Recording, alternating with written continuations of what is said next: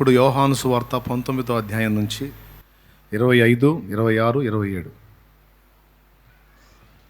ఆయన తల్లియు ఆయన తల్లి సహోదరియు క్లోపా భార్య అయిన మరియయు మగ్దలేనే మరియయు యేసు శిలువ యొద్ద నిలుచుండిరి. యేసు తన తల్లియు తను ప్రేమించిన శిష్యుడును దగ్గర నిలిచి ఉండుట చూచి, అమ్మా, ఇదిగో నీ కుమారుడు అని తన తల్లితో చెప్పెను. తర్వాత శిష్యుని చూచి, ఇదిగో నీ తల్లి అని చెప్పెను. ఆ గడియ నుండి ఆ శిష్యుడు ఆమెను తన ఇంట చేర్చుకొనెను. యేసు ప్రభు మానవాళి పాప పరిహారార్థమై సిలువనెక్కినటువంటి సన్నివేశం అది. తన పాపాల కోసం కాదు, మన పాపాల కోసం ఆయన సిలువనెక్కాడు. యేసు ప్రభుని చాలామంది, వేలాది మంది వెంబడించారు. ఆయన్ని నువ్వు పరలోకం నుంచి వచ్చిన బోధకుడివి అన్నారు, నువ్వు దేవుని ప్రవక్తవి అన్నారు, కొంతమంది నువ్వు దేవుడివి అన్నారు, కొంతమంది నువ్వు యోహానువి అన్నారు, కొంతమంది నువ్వు ఇర్మియావి అన్నారు, కొంతమంది నువ్వు ఏలియావి అన్నారు. ఆయనని రకరకాల మాటలతో ఘనపరిచారు. యెరూషలేములో ఆయనకి ఘన స్వాగతం పలికారు. చాలా వేల మంది గుంపులు గుంపులుగా ఆయనను వెంబడించారు. కానీ ఆయన సిలువలో ప్రాణం పెట్టే సమయంలో ఆయనకు చాలా సమీపంగా ఉన్న శిష్యులు సైతం అడ్రస్ లేకుండా పోయారు. యేసు ప్రభు జీవితం ప్రతి ఘట్టంలోనూ మనకు మాదిరే. యేసు ప్రభు జీవితం ప్రతి ఘట్టంలోనూ మనకు మాదిరే. మనం బాగా నేర్చుకోవాల్సింది, మన గొప్ప చదువు ఏదన్నా ఉంది అంటే అది యేసే. యేసే మన విద్య, యేసే మన జ్ఞానం, యేసే మన చదువు, యేసే మన ఐశ్వర్యం, యేసే మన బుద్ధి, యేసే మన పరిశుద్ధత, యేసే మన నీతి, యేసే మన విమోచన. అన్నీ ఆయనే తానై ఉన్నాడు. బాగా వినండి. అయితే వాస్తవంగా ఆయన ప్రాణ సంకటంలో ఉన్నాడు, ప్రాణము పోయే ఘట్టంలో ఉన్నాడు. అది కూడా ఎలా చిత్రవదగా, అరికాలు మొదలు నడినీతి వరకు, శిరం మొదలుకొని సిరిపాదం వరకు రక్తం, గాయాలే. ఓ రకంగా చెప్పాలంటే ఒక నెత్తుటి ముద్ద సిలువలో వేలాడుతున్నట్టుందట. ఎవరు? యేసయ్య. ఒక రక్తపు ముద్దలాగా ఆయన వేలాడుతున్నాడు. ఆయనే తుది శ్వాసలో ఉన్నాడు. మరి మనం చేసిన పాపాలకి మనమన్నా శిక్ష అనుభవించాలి. మనల్ని సృష్టించినటువంటి సృష్టికర్త అయినా అది మోయాలి, లేకపోతే న్యాయం ఒప్పదు. అందుకే న్యాయాన్ని గౌరవించి మనల్ని ప్రేమించి మన స్థానంలో సిలువనెక్కడానికి ఇష్టపడ్డాడు, శిక్ష పొందడానికి ఇష్టపడ్డాడు. అది జరుగుతుంది అక్కడ. మన ఆత్మలను రక్షించడానికి, పరలోకంలో ఉన్న తండ్రి చిత్తం నెరవేర్చడానికి ఆయన సిలువెక్కాడు. అయితే ఆయన బాధ్యత అంతటితోనే చూసుకొని ఆపేయకుండా ఆయన భూమి మీదకి రావడానికి వాడుకున్నాడు ఒక స్త్రీని, ఆమె మరియ. ఆ మరియ బాధ్యతను కూడా, అంటే భౌతికంగా తనకు తల్లి, ఆమె బాధ్యతను కూడా నెరవేర్చే విషయంలో ఆయన ఎంత తీవ్రంగా ఉన్నాడో మనకి ఈ సన్నివేశం సాక్ష్యం ఇస్తుంది. తుది శ్వాస విడిచే ఘట్టంలో ఉండి కూడా తన బాధ్యతలను నెరవేర్చే విషయంలో రాజీ లేని వ్యక్తిగా యేసు ఉన్నాడు. యేసయ్య జీవితాన్ని ఆమూలాగ్రం మనం చదివితే సమాజంలో ఎలా నడుచుకోవాలో, ఫ్యామిలీలో ఎలా నడుచుకోవాలో, బాధ్యతల విషయంలో ఎలా ఉండాలో, అటు దేవుని బాధ్యతలు నెరవేర్చే విషయంలో, ఇటు ఫ్యామిలీ బాధ్యతలు అండ్ సమాజ బాధ్యతలు నెరవేర్చే విషయంలో, అన్ని విషయాల్లో మనకి జ్ఞానం కలుగుద్ది యేసును చదివితే, యేసును నేర్చుకుంటే. ఇక్కడ ఆ సిలువ మీద వేలాడుతూ తల్లికెళ్ళి చూశాడు. దీనంగా ఆయనకి వెళ్ళి చూస్తుంది. అప్పటికి ఆయన విలువ తెలిసింది ఆ తల్లే. ఆమెకు తెలుసు ఒక్కదానికి ఫ్యామిలీలో. తండ్రిగా, నామకార్థపు తండ్రిగా ఉన్న యోసేపు వెళ్ళిపోయాడు, లేడాయన, నిద్రించాడు. మరియా ఒంటరి స్త్రీ. కొడుకులు ఉన్నారు, 4 కొడుకులు, కూతుళ్ళు ఉన్నారు. కానీ వారెవరూ యేసునందు విశ్వాసం ఉంచలా. మరియ మాత్రమే విశ్వసించింది. మిగిలిన వాళ్ళు ఉన్నారు, కానీ వాళ్ళు ఎవరు ప్రభువుని విశ్వసించలా. ఆ సిలువ దగ్గరికి వచ్చి దీనంగా ప్రభువుకి వెళ్ళి చూస్తుంది. నన్ను ప్రేమించి, నన్ను అర్థం చేసుకొని, నీ తండ్రి వెళ్ళిపోయినా ఇన్ని సంవత్సరాలు నీ తోడబుట్టిన వాళ్ళకి రెక్కలు వచ్చిన దాకా కష్టపడ్డావు కుమారుడా, నాకు ఏ ఇబ్బంది కలిగించని నా ముద్దుల కుమారుడా, నా ప్రియమైన కుమారుడా యేసు, తండ్రి చిత్తం నెరవేర్చడానికి ఇదిగో సిలువలో ప్రాణం పెడుతున్నావు, తండ్రి బాధ్యత నెరవేరుస్తున్నావు, నా గతి ఏమిటి నాయన అన్నట్టు చూసింది. ఆయనకి వెళ్ళి నా గతి ఏమిటి అన్నట్టు చూసింది. నా ప్రాణం కూడా నీతో పాటే పోతే బాగుండు కదా. ఆమె ఆ స్థితిలో ఉండి ఆమె హృదయంలోని వేదనను చూశాడు. ఓ అమ్మా, ఇంతకాలం నీ బాధ్యతను వహించాను, ఇప్పుడు నా తండ్రి చిత్తం నెరవేర్చడానికి, లోక మానవాళిని విమోచించడానికి ఇదిగో ప్రాణత్యాగం చేస్తున్నాను. అయినా నీ బాధ్యతను నేను విస్మరించనమ్మా, ఖచ్చితంగా ఈ దశలో కూడా నీ బాధ్యతను నేను నెరవేరుస్తాను అని ఆ ప్రక్కకు చూసినప్పుడు అక్కడ యోహాను ఉన్నాడు. యోహాను గురించి యోహాను సువార్తలో యోహాను ఏం రాశాడో తెలుసా? యేసు ప్రేమించిన శిష్యుడు అని రాశాడు. యేసు ప్రభు శిష్యులు చాలామంది ఉన్నారు, కానీ యేసయ్య దగ్గరికి వెళ్ళి ఆయన్ని కౌగిలించుకునే ధైర్యం ఒక యోహానుకే ఉంది. యేసయ్య యోహాను ఎన్నిసార్లు వచ్చి ఆయన్ని హత్తుకున్నా కోప్పడేవాడు కాదు. ఆయన ప్రేమగా, యోహాను యేసయ్య దగ్గరికి ప్రేమగా వస్తే ఆయన్ని ఆలింగనం చేసుకోవటానికి, హత్తుకోవటానికి వస్తే ఆప్యాయంగా చేర్చుకునేవాడు. ఎందుకో మిగిలిన వాళ్ళు కూడా అర్థమయ్యేది కాదు.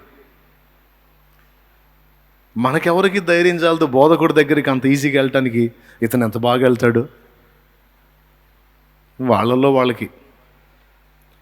సరే, వాళ్ళు ఏమనుకుంటే నాకెందుకు, నాకు ప్రభు అంటే ఇష్టం, నేను ఆయన్ని హత్తుకోకుండా ఉండలేను, ఆయన కోప్పడి పోరా అన్నా సరే నేను ఆయన వదిలిపెట్టను, నా ప్రభు, నా ప్రియమైన ప్రభు అని అలాగే వెళ్ళిపోతాడు. ఆయన ఎప్పుడూ అడ్డగించాల. గనుక యోహానుకు ఒకటి అర్థమైంది, యేసు నన్ను ప్రేమిస్తున్నాడు, ఆయనకి నేనంటే చాలా ఇష్టం అనేది అర్థమైంది. ఈ ప్రేమ యోహానులో బలీయమైన ప్రేమను ఒలిపించింది. అది ఎంత అంటే మిగిలిన 10 మంది పరారైపోయారు, ఒకడేమో యేసును అప్పచెప్పాడు. 11 మంది 11 దారులు అయిపోయారు. ఒక యోహాను సత్య సత్య బతికితే బతికా, ఆయన మాత్రం వదిలి ఉండలేను, ఆయన తన యాగాన్ని నెరవేర్చేంత వరకు నేను ఆయనతోనే ఉంటాను, ఆయన బలియాగం సంపూర్తి అయ్యేంత వరకు నేను ఆయనతోనే ఉంటానని తన బాధ్యత నెరిగిన వాడై, ఒక గురువు దగ్గర శిష్యుడిగా ఉన్నప్పుడు ఆ శిష్యుడు అనేవాడు ఎంత నమ్మకస్తుడై ఉండాలో, వాడు ఎంత స్థిరుడై ఉండాలో, ఎంత విశ్వాసపాత్రుడై ఉండాలో, ఎంత బాధ్యతగా వ్యవహరించాలో యోహాను ఒక బలీయమైన సాక్ష్యం ఇచ్చాడు అక్కడ. అన్నీ బాగున్నప్పుడు రాసుకొని పూసుకోవటం కాదు, అన్నీ బాగున్నప్పుడు ఆలింగనాలు చేసుకుంటా తిరగటం కాదు, పరిస్థితులు తారుమారైనప్పుడు నిలబడేవాడే నిజమైన స్నేహితుడు. పరిస్థితులు తారుమారైనప్పుడు ఇదిగో లోకమంతా నిన్ను వదిలిన, ఇదిగో నేను నీ పక్షాన్ని ఉన్నాను అనేవాడే నమ్మకస్తుడు, నిజమైన ఆత్మీయుడు. పరిస్థితులు బాగున్నప్పుడు అందరూ హడావుడి చేస్తారు, పరిస్థితులు విషమించినప్పుడు యోహాను ఒక్కడే ఉన్నాడు. అక్కడ మనకి ఇద్దరు తమ బాధ్యతలను నెరవేర్చడం స్పష్టంగా అర్థమైంది. ఒకటి యేసు, 2 ఆయన శిష్యుడు. తను ప్రాణాపాయంలో మరణకరమైన వేదనలో ఉండి కూడా తన బాధ్యతను గురించి ఆలోచిస్తాడు ఆ శిలువ మీద ఉన్న గురువు. ఆయనతో పాటు ఉంటే నన్ను కూడా పట్టుకొని ఎక్కడ చంపుతారో అని భయపడి పారిపోకుండా, చస్తే చచ్చాను, బతికితే బతికాను, నా ప్రభు, నా బోధకుడు, నా గురువు, నా నాయకుడు, నా ప్రియుడు, నా ప్రాణ ప్రియుడు అంటే నా ప్రాణమునకు ఇష్టమైన వాడు. తను పూనుకున్న కార్యం సంపూర్తి అయ్యేంత వరకు నేను ఆయన్ని వదలను. ఒక శిష్యుడిగా నా బాధ్యత. చావుకైనా తెగించాలి, కానీ గురువును మాత్రం తుది వరకు విడనాడకూడదు. అది ఆ శిష్యుడి తీర్మానం. ఇక్కడ ఇద్దరి బాధ్యత మనకు స్పష్టపరచబడింది. ఈ విషయాన్ని నేను మీకెందుకు చెప్తున్నానంటే, మనకు కూడా దేవుడు కొన్ని బాధ్యతలు అప్పచెప్పాడు. భూమి మీద మనం ఎవరికి వారం సింగిల్గా విడిగా ఉన్న మనుషులమైనా మనకి కొన్ని లింకులు తగిలిచ్చాడు దేవుడు. నువ్వు ఈ సమాజంలో ఉన్న వ్యక్తివి, ఒక కుటుంబానికి చెందిన వ్యక్తివి. ఆ కుటుంబ సభ్యులు 4 ఉన్నాయి, 5 ఉన్నాయి, 10 మంది ఉన్నాయి, లేకపోతే 2 ఉన్నాయి. ఒకవేళ నీ ఇంట్లో 2 ఉన్నారనుకో, నీ ఒక్కడిదే కాదు, నీతో పాటు నీ ఇంట్లో మరొక వ్యక్తి బాధ్యత నీకుంది. లేదా నీ ఇంట్లో 10 మంది ఉన్నారు, నీ ఇంట్లో 10 మంది బాధ్యత నీకుంది. నీ ఇంట్లో 4 ఉన్నారు, నీవు ఒంటరి వ్యక్తివి, విడి మనిషివి అయినా ఒక ఫ్యామిలీలో నువ్వు లింక్ చేయబడ్డావు కనుక, ఒక కుటుంబానికి చెందిన వ్యక్తిగా నువ్వు ఉన్నావు కనుక, ఆ కుటుంబంలోని ఇతర వ్యక్తుల బాధ్యత నీ మీద ఉంది. ఒకటి. అలాగే నువ్వేం అరణ్యంలో లేవు, సమాజంలో ఉన్నావు. రెండవది, నువ్వు ఉన్న సమాజంలోని వ్యక్తుల బాధ్యత కూడా నీ మీద ఉంది. కొంతైనా సమాజానికి నీ అవసరత ఉంది. మళ్ళీ చెప్తాను, కనీసం కొంతైనా నీ సమాజానికి నీ అవసరత ఉంది. నీ అవసరత నీ ఫ్యామిలీకి ఉంది, నీ బాధ్యత. అలాగే నీ సమాజం విషయంలో కూడా నీకు బాధ్యత ఉంది, నీ సమాజానికి నీ అవసరత ఉంది. 2. ఈ ఫ్యామిలీ సమాజం 2 పక్కన పెడితే, అసలు నిన్ననేవాడిని ఉనికిలోకి తెచ్చాడు ఒకడు ఉన్నాడు పైన. ఎవరో ఆయన సృష్టికర్త, దేవుడు, ప్రభు. అసలు నీకంటూ రూపమిచ్చి మీ అమ్మ కడుపులో నిన్ను, మా అమ్మ కడుపులో నన్ను, మనల్ని వేసినోడు ఒకడు ఉన్నాడు. ఈ భూమి మీద మనం పుట్టినప్పుడు మనల్ని చాలామంది ఎత్తుకొని ముద్దాడు ఉంటారు. ఏది మనల్ని కడిగి శుభ్రం చేసిన తర్వాత. అసలు మనం తల్లి గర్భంలో పడినప్పుడే మనల్ని ముద్దాడి పంపించాడు ఒక ఆయన. మాతృగర్భంలోంచి భూమి మీదకి రాగానే ఏ మనుషునికి కనపడకుండా, రహస్యమందు ఎవరికి కనపడకుండా అదృశ్య రూపంలో ఉండి నీ నుదుటను ముద్దు పెట్టాడు యేసయ్యే. ఏ నరుడు నిన్ను ముద్దాడక ముందు ఆయన నిన్ను ముద్దాడాడు. దేవునికి స్తోత్రం కలుగును గాక. ఏ స్త్రీ, నీ తల్లి కావచ్చు, లేకపోతే నీ బంధువర్గం కావచ్చు, ఎవ్వరూ ముద్దాడినప్పుడు నిన్ను ముద్దాడిన మొదటి వ్యక్తి యేసయ్య, నీ సృష్టికర్త. ఆహా, ఏడుంది బైబిల్లో ముద్దాడని చెబుతున్నా? ఏడుంది? ఏమండి, ముద్దుగా నీకు ముక్కు రూపుదిద్దాడు, ముద్దుగా నీ కళ్ళు పెట్టాడు, ముద్దుగా పెదవులు ఇచ్చాడు, ముద్దుగా ఈ చెక్కిళ్ళు ఇచ్చాడు, ముద్దుగా ఈ చెవులు ఇచ్చాడు, కాళ్ళు ఇచ్చాడు, చేతులు ఇచ్చాడు. ఇన్ని చేసినోడు ముద్దాడకుండా ఉంటాడా? ఒక్కసారి ఆలోచించి మైండ్ పెట్టి. లేకుండా మెమ్మ చేసిందా, మా అమ్మ చేసిందా? ఎవరన్నా చేశారా? నీకు నాకు రూపాన్ని ఇచ్చినోడు ఎవరండి? డౌట్ లేదుగా? ఏమన్నా అనుమానమా? మరి ఇంత అరే ఏదో కడుపులో ఒక పెండం ఏర్పడింది, 9 నెలలు మోసింది, కన్నది, కన్నామి కోటి ముద్దులు పెడితే అసలు మొత్తం ప్రతి భాగాన్ని ఆ చేతులే నిర్మించినాయి. ఆయన ఇంకెన్ని ముద్దులు పెట్టుకుంటాడో, ఎంత ప్రేమిస్తాడో ఒక్కసారి ఆలోచించు నువ్వు. దానికి నీకు లాజిక్ కావాలా లేకపోతే లేఖనం కావాలా? చెప్పండి. ముద్దాడున్నాడు కాబట్టి మురిపెం తీరా నిన్ను నన్ను రూపించి ఈ భూమి మీద పంపించాడు చూడు సృష్టికర్త. ఆయనతో ఒక బాధ్యత ఉంది మనకి. ఈ ముగ్గురు బాధ్యతలే కాదు. మొదటిది ఫ్యామిలీ అన్నాను, తర్వాత సమాజం అన్నాను, మూడవది దేవుడు అన్నాను, ఇంకొకటి ఉంది 4వది. అదేమిటంటే ప్రభు నిన్ను చేర్చాడే సంఘం, దాని బాధ్యత. కుటుంబ బాధ్యత, సంఘ బాధ్యత, సమాజ బాధ్యత, అలాగే అన్నిటికంటే పైన నంబర్ 1లో మనల్ని నిర్మించి భూమి మీదకి పంపించిన సృష్టికర్తకు మనం నెరవేర్చాల్సిన బాధ్యత. భూమి మీద మనం ఖాళీగా లేవండి, అనవసరంగా సృష్టించబడలేదండి. కొన్ని పనులు మనం నెరవేర్చాలి, కొన్ని బాధ్యతలను మనం నెరవేర్చాలి.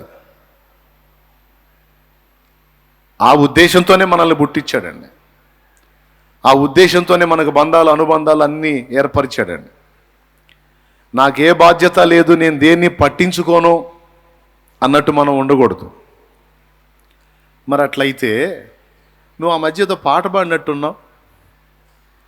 బంధు బాంధవ్యాల బాధ వలదు, బరువు బాధ్యతలన్న భయము వలదు, నీ మధుర బంధమే నాకు చాలు, నీవిచ్చు భాగ్యమే, నువ్వు మెచ్చు కార్యమే నాకు చాలు, నువ్వు హెచ్చు కార్యమే నాకు చాలని పాడావుగా. మరి బరువు బాధ్యతలన్న భయం లేదన్నప్పుడు మళ్ళీ బాధ్యతల గురించి చెబుతావేమన్నాయా అని ఒక డౌటు. నేను అంటున్నది ఏంటంటే బాధ్యతలు వదిలేశాను అని అంటల్లా, బాధ్యతల విషయంలో భయం ఉంది. అమ్మాయికి 25 ఏళ్ళు వచ్చినాయి, ఇంకా పెళ్లి కాలేదు. మరి కన్నప్పుడు తల్లిదండ్రిగా పిల్లకి పెళ్లి చేయాల్సిన బాధ్యత ఉంది కదా. ఆ బాధ్యత ఏం చేసిద్ది అంటే మనశ్శాంతి లేకుండా చేసిద్ది, భయాన్ని కల్పిస్తుంది. 25 ఏళ్ళు వచ్చినాయి, కనీసం ఈ సంవత్సరం అన్నా 26 ప్రారంభమైంది, ఈ ఏడన్నా పెళ్ళి అయిద్దో లేదో, 26 కూడా అయిపోయింది, 27, ఈ ఏడన్నా అయిద్దో లేదో, 27 అయిపోయింది, 28, వామ్మో. ఇప్పుడు ఈ పిల్లకి 20 ఏంటంటే ఈ పిల్లని చూసుకునే వాడికి 30 ఏళ్ళు ఉండాలి. 30 ఏళ్ళు పెళ్లి చేసుకోకుండా ఎవరు ఉంటారు? 30 వచ్చినాయి అనుకో పాపకి, వామ్మ ఈ పిల్లని చేసుకునేవాడు కనీసం 31 ఉండాలి. 31 సంవత్సరం వివాహం చేసుకోకుండా ఎవరు ఉంటారు? నా బిడ్డ గతి ఏంది? చాలామంది పిల్లల్ని కన్న తల్లిదండ్రులకి, ఆడపిల్లల్ని కన్న తల్లిదండ్రులకి మహా టెన్షన్, భయం. ఇక తిండి పట్టదు, నిద్ర పట్టదు. ఆ పిల్లని చూస్తూ ఉంటే ఇబ్బందిగా బాధపడుతూ ఉంటారు. పిల్ల బాధ్యత తీర్చలేదే. పిల్లరా, నేను వాడింది అది. బాధ్యతలు ఉన్నాయి, కానీ ఆ బాధ్యతలను తీర్చే విషయంలో నాకు భయం వద్దు. ఎందుకంటే నేను నెరవేర్చాల్సిన బాధ్యతల్ని నాకు కృపనిచ్చి, శక్తినిచ్చి, నా చేత సమర్థవంతంగా నెరవేర్ప చేసేటువంటి నువ్వు నాకున్నావు చాలు అని పాడుకున్నా. నువ్వు నాకున్నావు తోడుగా, నువ్వు నాకుంటే చాలు, నీతో నేను అనుబంధం కలిగి ఉంటే చాలు, నాకు ఇక ఏ బాధ్యతలు లేవు, ఏ బంధాలు లేవు అనలా. అన్నిటికీ సరైన అర్థం అప్పుడే ఏర్పడుతుంది అని పాడుకున్నా. అన్నిటినీ సమర్థవంతంగా నెరవేర్చడం అనేది అప్పుడే జరుగుతుంది. ఎప్పుడు? నీతో అనుబంధం కలిగి ఉన్నప్పుడు, నీ బాధ్యతల్లో నేను పాలివాడినైనప్పుడు, ఇక మిగిలిన బాధ్యతల సంగతి నువ్వే చూసుకుంటాం. అందుకే బంధు బాంధవ్యాల బాధ వలదు, బరువు బాధ్యతలన్న భయము వలదని పాడుకున్నా. అంటే టోటల్గా నీ మీద డిపెండ్ అయిపోయాను అని చెప్పుకున్నా. అదే, అంతేగాని బాధ్యతలు వదిలేసి బలాదూరుగా తిరగండి అని కాదు. ఎంతమందికి అర్థమైంది? ఏమర్థమైంది? బాధ్యతలు వదిలేసి తిరగమనే. సత్క్రైస్తవుడైన వాడు ఖచ్చితంగా తన బాధ్యతలు నెరవేర్చాలి. ఒక కుటుంబాన్ని నువ్వు కలిగి ఉన్నప్పుడు ఆ కుటుంబాన్ని పోషించాలి, సంరక్షించాలి. పురుషుడా, భార్యా బిడ్డల్ని సంరక్షించాలి. నీ మీద అనుకున్న ముసలివాండ్రైన తల్లిదండ్రులకు పట్టెడు అన్నం పెట్టాలి. ఇది బాధ్యత. ఒకవేళ ఒక దేవుని బిడ్డగా ఉన్న నీ ద్వారా జరగకపోతే నువ్వు అవిశ్వాసి కన్నా చెడ్డవాడివని వాక్యంలో ఉంది. చూస్తావా?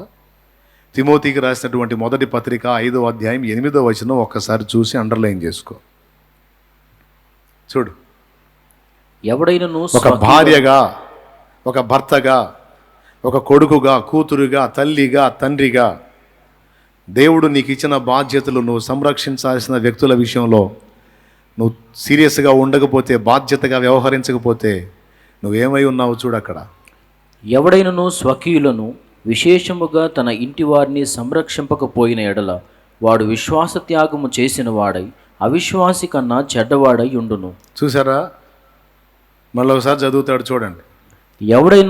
ఎవడైనను స్వకీయులను విశేషముగా తన ఇంటి వారిని సంరక్షింపకపోయిన ఎడల వాడు విశ్వాస త్యాగము చేసిన వాడై అవిశ్వాసి కన్నా చెడ్డవాడై ఉండును. దేవుని వాక్యం ఎరగని లోకుల సంగతి పక్కన పెడితే, దేవుని వాక్యం ఎరిగిన మన విషయంలో ఒక తీవ్రమైన హెచ్చరిక అది.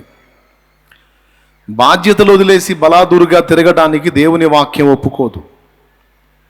ఒక భార్యగా నీ భర్త విషయంలో నువ్వు కలిగి ఉండాల్సిన బాధ్యతలు నువ్వు నెరవేర్చాలి, లేకపోతే లెక్క చెప్పాలి. ఒక భర్తగా నీ భార్య విషయంలో నెరవేర్చాల్సిన బాధ్యతలు నెరవేర్చాలి, లేకపోతే లెక్క చెప్పాలి. ఒక కొడుకుగా కూతురిగా నిన్ను కన్నవారి విషయంలో నీ బాధ్యతను నువ్వు నెరవేర్చాలి, లేకపోతే లెక్క చెప్పాలి. అడుగుతాడు, పాయింట్అవుట్ చేస్తాడు. మరి రేపు న్యాయపీఠం దగ్గర అడిగేది అయ్యే, బాగా తిన్నావా, నిద్ర పట్టిందా, బాగా జీర్ణమైందా, ఇక అది అడిగేది అక్కడ. అది అడిగేది అక్కడ. అడిగేది ఏంటంటే, నేను నీకు చాలా విషయాలు అప్పచెప్పాను, ఎంతవరకు సమర్థవంతంగా నెరవేర్చావు అని అడుగుతాడు. ఒకవేళ నువ్వు మిస్ అయిన బాధ్యతలు ఏమైనా ఉంటే ఎందుకని అవి నెరవేర్చలేదు అని అడుగుతాడు. దానికి సరైన కారణం నువ్వు చెప్పాలి. చెప్పకపోతే గద్దింపును ఎదుర్కొంటాం. మనుషుల ముందంటే మనం ఏదో హడావుడి గోల్ చేస్తే వాళ్ళే మౌనంగా ఉంటారు. కొంతమంది ఏం చేస్తారంటే, వాళ్ళ దగ్గర తప్పు ఉందనుకో, మనం వాళ్ళని నిలదీసామనుకో, వాళ్ళకి ఆన్సర్ దొరకలేదనుకో, నెక్స్ట్ పాయింట్ ఏంటో తెలుసా, అగుడు చేస్తారు. అర్థమైందా? ఏం చేస్తారు? అగుడు అంటే గొడవ, పెద్దగా మాట్లాడతారు, హడావుడి చేస్తారు. అంటే ఆ నోరుకు జడిసి మనం మౌనం అయిపోతాం. అర్థమైందా? కానీ అక్కడ అగుడు చేయడానికి లేదు, పళ్ళు రాళ్ళ కొడతాడు అన్నమాట. స్తోత్రం చెప్పండి. ఏం చేస్తాడు? ఇంకా అంతే, మళ్ళీ మాట ఉండదు. అడుగుతాడు, అక్కడ లెక్క అడుగుతాడు, లేఖనము చూపించి అడుగుతాడు. నా గ్రంథములో, నా లేఖనములో నేనేం చెప్పాను? స్వకీయులను విశేషముగా తన సొంత ఇంటి వారిని సంరక్షింపకపోతే వాడు విశ్వాస త్యాగం చేసిన వాడై అవిశ్వాసి కన్నా చెడ్డవాడవుతాడని నేను చెప్పాను కదా, ఎందుకు ఆ మాటను నువ్వు తీవ్రంగా తీసుకోలేదని అడుగుతాడు. మనం ఆన్సర్ చేసుకోవాలి రేపు అక్కడ. అందుకే దేవుడిచ్చినటువంటి బాధ్యతలను మనం ఖచ్చితంగా నెరవేర్చాలి. ఇక్కడ ఈ వచనమే కాదు, ఇందాక నేను చదివించిన మూలవాక్యంలో ఆ స్థితిలో ఉండి కూడా తల్లి బాధ్యతను నెరవేర్చాడు ఆయన. చావుకు సమీపంలో ఉండి కూడా శిష్యుడిగా తన బాధ్యతను నెరవేర్చాడు యోహాను. వీళ్ళిద్దరూ కలిసి ఒక గొప్ప పాఠాన్ని మనకి ఇస్తున్నారు. ఎవరెవరి దగ్గర ఏ ఏ బాధ్యతలను ఎలా నెరవేర్చాలి, ఎవరి విషయంలో మనం ఏ విధంగా ప్రవర్తించాలి. నీకు ఇచ్చింది చిన్న బాధ్యత అయినా పెద్ద బాధ్యత అయినా. ఇప్పుడు కొంతమంది, నీకెందుకన్నయ్యా ఇన్ని ఒత్తిళ్ళు, ఇన్ని టెన్షన్లు, ఎందుకన్నయ్యా ఒక్కోసారి ఏమో హ్యాపీగా కనపడతావు, ఒక్కోసారి ఏమో నీరసంగా కనపడతావు, ఒక్కోసారి ఏమో గంతులేస్తుంటావు, ఒక్కోసారి ఏమో బలహీనంగా కనపడతావు అని మీకుండే డౌట్స్ మీకు ఉంటాయి. నా ప్లేస్కి వస్తే మీకు అర్థమైద్ది. అటుపక్కుండి ఎన్నో మాటలు అనుకోవచ్చు, కానీ ఈ ప్లేస్కి వచ్చి ఈ స్థానంలో ఉంటే నీకు అర్థమైద్ది, లేకపోతే అర్థం కాదు. ఇన్ని బాధ్యతలను నేను నెరవేర్చాల్సి ఉంటుందో. మీ వంటి వాడనైతే నాకంత ప్రెజర్ ఉండదు, నాకంత ఒత్తిడి ఉండదు. మీ మట్టుకు మీరున్నట్టే నేనుంటే. ఇప్పుడు ఉదాహరణకి మీరున్నారు, ఏదో ఆదివారం చర్చికి వస్తారు, 6 రోజులు మీకు తగ్గ పని ఏదో చేసుకుంటారు, చాకిరీ చేసుకుంటారు. కంపెనీలో పనిచేసేవాళ్ళు, జాబ్ చేసుకునేవాళ్ళు, వ్యాపారం చేసుకునేవాళ్ళు, ఏమండి పొలం పని చేసుకునేవాళ్ళు, కూలీ పని చేసేవాళ్ళు, ఎవరి పని వాళ్ళు చేసుకుంటారు. ఆదివారం చర్చికి వస్తారు. మరి అంతేగానే మరి ఖాళీగా ఉంటే మాకు నడవదుగా. ఓకే, కాదని నేను అన్నానా? నడవదు. కానీ నేను మీలాంటి వాడినే, మీ వల్లే వర్క్ చేసిన, అంతటితో ఆగలేకపోయాను. ఎందుకంటే నాకు దేవుడు అప్పగించిన బాధ్యత ఇంతవరకేనా? ఈ కుటుంబానికి పట్టెడు అన్నం పెట్టి, ఈ కుటుంబాన్ని బతికించుకొని, ఇంతవరకు వీళ్ళ బాధ్యతలు నెరవేర్చి నా బతుకుని తెల్లార్చుకోవటమేనా? ఇంకా ఏమైనా నాకు దేవుడు అదనంగా బాధ్యతలు అప్పచెప్పాడా అని నేను వెతికాను. అప్పుడు సమాజం వైపు నా దృష్టి వెళ్ళేటట్టు దేవుడు చేశాడు.